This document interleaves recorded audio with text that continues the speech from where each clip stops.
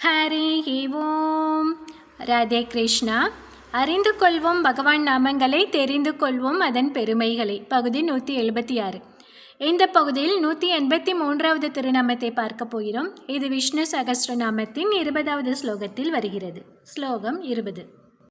மகேஷ்வாசோ மகி பர்த்தா ஸ்ரீனிவாச சதாங்கதிஹி அனிருத்த சுரானந்தோ கோவிந்தோ கோவிதாம்பதிஹி. நாமம் 183. ஓம் மகேஸ்வராய நமக. இதற்கு நன்மைகள் செய்யும் மிக பெரிய அம்புகளை எய்பவர், அதாவது வலிமை மிக்க வில்லை ஏந்தியவர் என்று பொருள். திவ்ய தேசமான கும்பகோணத்தில் கோமலவல்லி தாயாரின் பதியாக ஸ்ரீ சார்ங்கபாணி பெருமாள் எழுந்தருளியுள்ளார். இங்கு இருக்கும் பகவானின் கையில் சார்ங்கம் என்ற வில் இருப்பதால் சார்ங்கபாணி என்று போற்றப்படுகிறார். அந்த வில்லின், அதாவது அந்த சார்ந்த வில்லின் அம்சமாக தோன்றியவர்தான் திருமங்கை ஆழ்வார். அதனாலோ என்னவோ திருமங்கை ஆழ்வாருக்கு எப்போதுமே சார்ங்கபாணி பெருமாள் மீது தனி ஈடுபாடு உண்டு. அதனால்தானோ என்னவோ தான் இயற்றிய 6 பிரபந்தங்களிலும் சார்ங்கபாணி பெருமாளை அவர் பாடியுள்ளார். இந்த திருமங்கை ஆழ்வாரின் மறு அவதாரமாக தோன்றியவர்தான் ஆசுகவி ஸ்ரீநிதி சுவாமிகள். இவர் 20ஆம் நூற்றாண்டின் இணையற்ற வடமொழி கவிஞராக விளங்கியவர். திருமங்கையாழ்வாரை போலவே ஸ்ரீநிதி சுவாமிகளும் கார்த்திகை மாதம் கார்த்திகை நாளில் அவதரித்தார். திருமங்கையாழ்வார் தமிழில் நாலுக்கவி பெருமாளாக விளங்கியது போல ஸ்ரீநிதி சுவாமிகள் வடமொழியில் ஆசுகவி சார்வபௌமராக விளங்கினார். இதுபோல பல ஒற்றுமைகள் இந்த இருவருக்குமே உண்டு. அப்படி பார்க்கையில் திருமங்கையாழ்வாரை போலவே கும்பகோணம் ஸ்ரீ சார்ங்கபாணி பெருமாளிடம் விசேஷ ஈடுபாடு கொண்ட ஸ்ரீநிதி சுவாமிகள் சார்ங்கபாணி பெருமாளை குறித்து அம்ருத சார்தூலம், அபர்யாப்தாமிருத விம்சதி உள்ளிட்ட பல ஸ்துதிகளை இயற்றினார். ஸ்ரீநிதி சுவாமிகள் கும்பகோணத்தில் வாழ்ந்த காலத்தில் ஒரு பக்தர் அவரிடம் வந்து ஒரு சந்தேகம் கேட்டார்.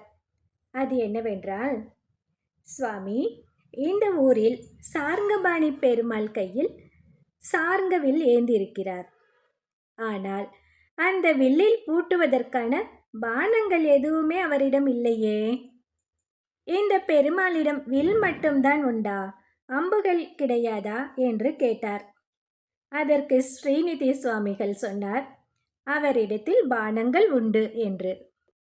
அதற்கு அந்த பக்தர், ஆனால் நம் கண்களுக்கு அது பானங்கள் தெரியவில்லையே என்று கேட்டார். பானங்களை ஒரு இலக்கை நோக்கி பெருமாள் எய்திருக்கிறார். அதனால் அவை இப்போது பெருமாளின் கைகளில் இல்லை என்று சொன்னார் ஸ்ரீநிதி சுவாமிகள். அப்படியா? அப்படியானால் அது என்ன இலக்கு என்று கேட்டார் அந்த பக்தர்.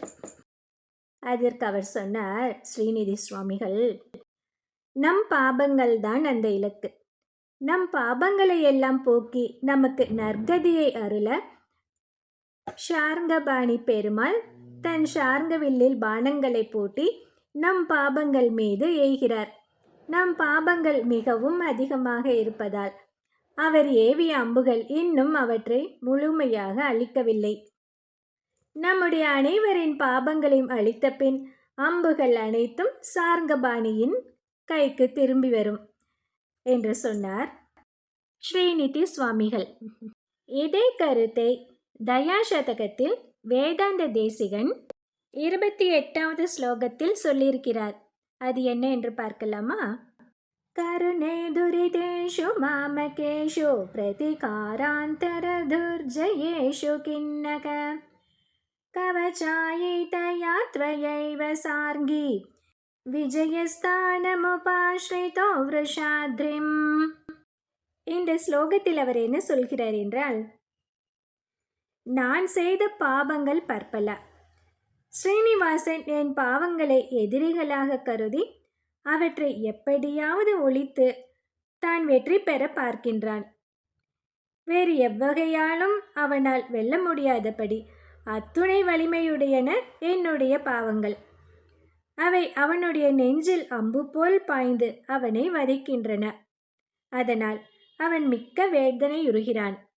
அதற்கு பாதுகாப்பாக கருணையாகிய உன்னையே கவசமாக பூண்டான். திருக்கையில் சார்ங்கவில்லை எடுத்துக்கொண்டான். என் பாவங்களை தொலைத்து வெற்றி பெற பாங்கான ஒரு இடம் தேடினான். அப்போது அதற்கு திருவேங்கடமலையே ஏற்றது என்று கண்டான். அந்த மலையை பார்த்ததுமே எதிரிகளாகிய என் பாபங்கள் ஒளிந்து போகும் என்று துணிந்தான். அந்த மலையிலேயே தன் திருமேனி அழகையும் தன்னுடைய குணங்களையும் காட்டிக்கொண்டு உன்னுடன் நித்தியவாசம் செய்கின்றான். நீ கவசமாய் நின்று அவனது நெஞ்சில் என் பாபங்கள் இடம் பெறாமல் செய்கின்றாய் என்று தயாதேவியிடம் சொல்வது போல் சொல்கிறார் வேதாந்த தேசிகன். இந்த சார்ங்கபாணியிடம், அதாவது அவன் அம்புகளில் ஒரு விசேஷம், அது என்ன என்று பார்க்கலாம். பொதுவாக நாம் ஒருவர் மீது எய்கிற அம்பு அவருக்கு தீங்குதான் செய்யும். ஆனால் திருமால் நம்மேல் எய்கிற அம்பு நம்முடைய பாபங்களை போக்கி நமக்கு நன்மை செய்கிறது. இதுவே மற்றவர்களின் அம்புக்கும் திருமாலின் அம்புக்கும் உள்ள வித்தியாசம். ராமாயணத்தில் சமுத்திரராஜன் மேல் ஏவுவதற்காக ராமன் அம்பை பூட்டினான். ஆனால் முடிவில் அந்த அம்பு சமுத்திரராஜனை ஒன்றுமே செய்யவில்லை. அவனது எதிரிகளை அழித்து அவனுக்கு நன்மையையே செய்தது என்றார் ஸ்ரீநிதி சுவாமிகள் அந்த பக்தனுக்கு. ஈஷு என்றால் அம்பு என்று பொருள். மகேஷு, அதாவது மகா பிளஸ் இஷு என்றால் மிக சிறந்த அம்பு என்று பொருள். நம்முடைய பாவங்களை போக்கி நம் அனைவருக்கும் மங்களங்களை அள்ளிச்சொரியும் மிக சிறந்த அம்புகளை உடையவராக திருமால் விளங்குவதால் மகேஷ்வாச என்று அழைக்கப்படுகிறார். இந்த 183வது திருநாமத்தை தினமும் சொல்லி வந்தால் சார்ங்கபாணி பெருமாள் அம்பு மழை என பொழிவார் அன்பு மலையை. அடுத்தது 184வது திருநாமம். ஓம் மகிபர்த்ரே நமக.